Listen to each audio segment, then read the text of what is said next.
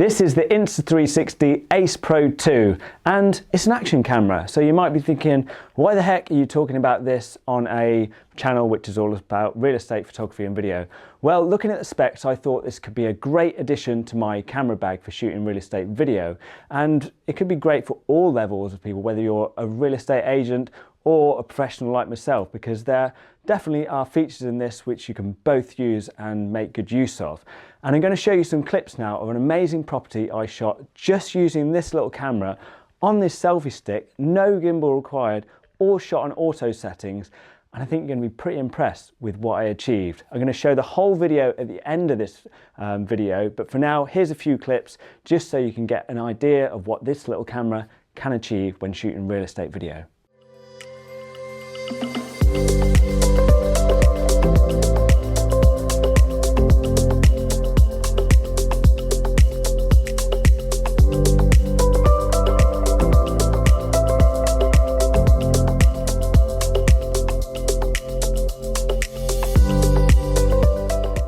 Well, I think you'd agree that this little camera has achieved some great results in those clips I've just shown you.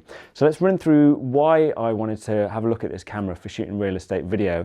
One of the biggest reasons is it has that super wide field of view, and most action cameras do have that, but they warp all the edges. So for shooting real estate video, it's totally unusable usually, because if you're going through doorways or any sort of room, really, it's going to warp the edges and it's just totally unusable in real estate video.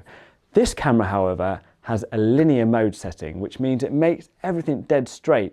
And the widest field of view in this is 157 degrees, which is about a 13mm lens equivalent. But if you use that linear mode, it does straighten a bit, so it does crop in slightly, but you're definitely still getting probably a 14, maybe 15mm field of view at the worst, which is absolutely brilliant for shooting real estate video.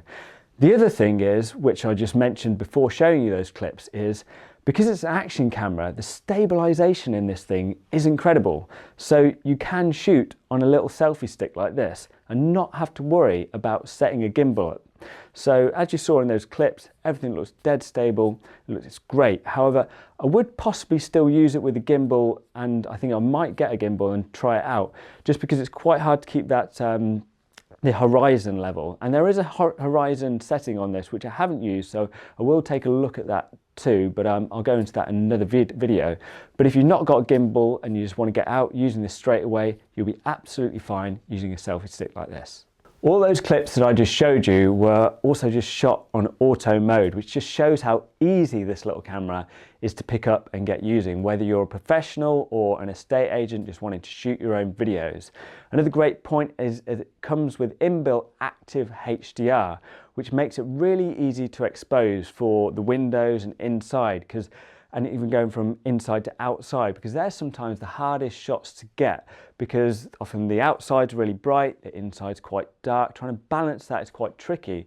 You'll notice in some of these clips now that I'm showing that you can see everything outside, and even going from inside to outside, it quickly changes the exposure, and that's like one of the hardest shots to get when you're shooting on a mirrorless camera. So even for me, shooting as a professional, I sometimes use this, well, I often use this to get those shots going from inside to outside alongside my mirrorless camera.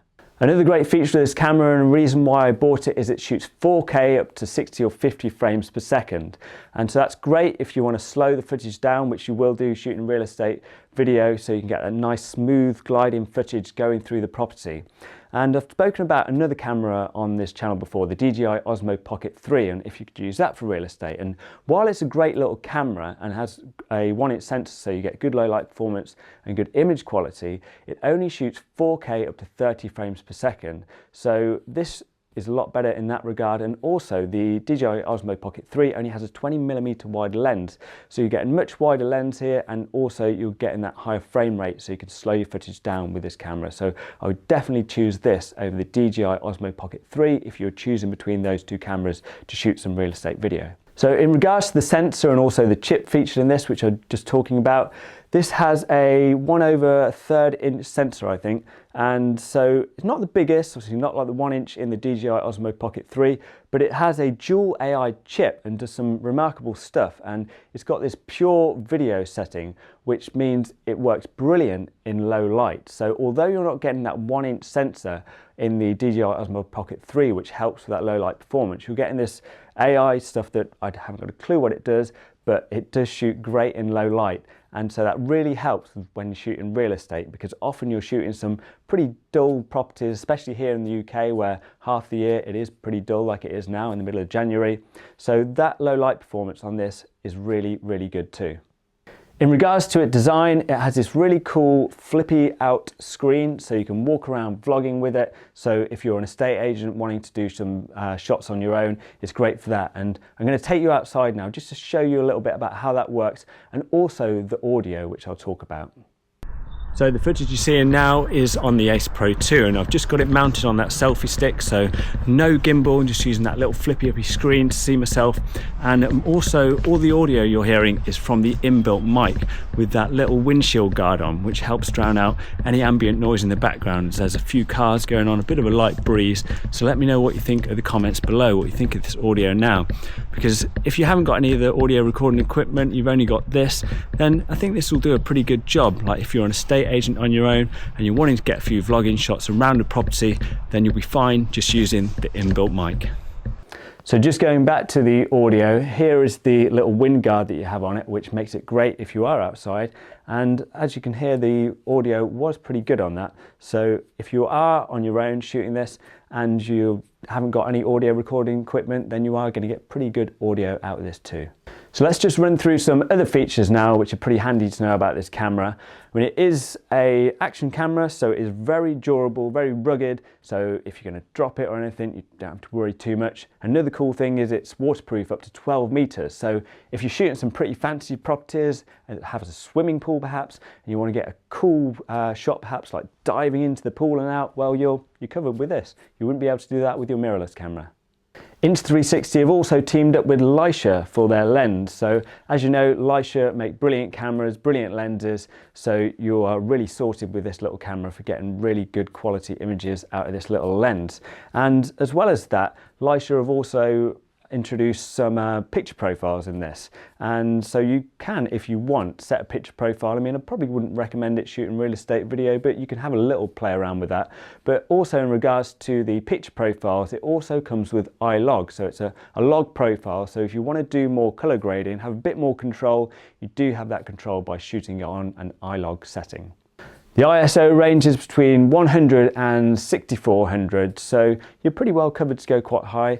Although obviously be careful not going too high, because you might lose some quality with the grain if you're going too high. I mean, I did shoot all those clips on auto settings, but perhaps if you get a bit more experience, you could maybe adjust the ISO just so to make sure you're not going to lose that quality in the darks. But like I say, this has the pure video setting, so you do get really good image quality in low light scenarios.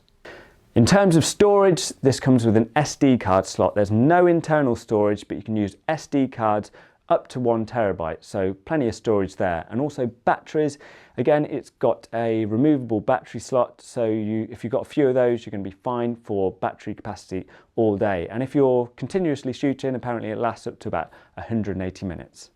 Insta360 are also pretty well known for their app, which works great with all their cameras, the action cameras and 360 cameras. You can use it for editing your videos, so if you don't know much about editing, you can just get the footage straight from your camera onto the smartphone and just do a quick edit there. I think it also does some like AI edits, so you can even just leave it to that to do it for you. But also you can control the cameras with the smartphone app. But another great feature of these cameras is it has gesture control and voice control. So if you are on your own, a bit of a pinch trying to control the camera, you can sort of wave your hand and it will start and stop, and also just say start recording, stop recording, and you can get some great footage that way if you are on your own.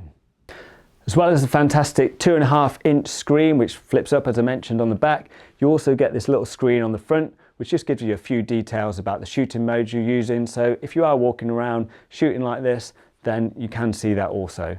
And as well as that, it's just a really easy camera to use. Like the interface on it is just so easy just to scroll through. You can just flick through with your finger. And if you are a beginner using these sort of cameras, you shouldn't have any problem finding your way around it at all.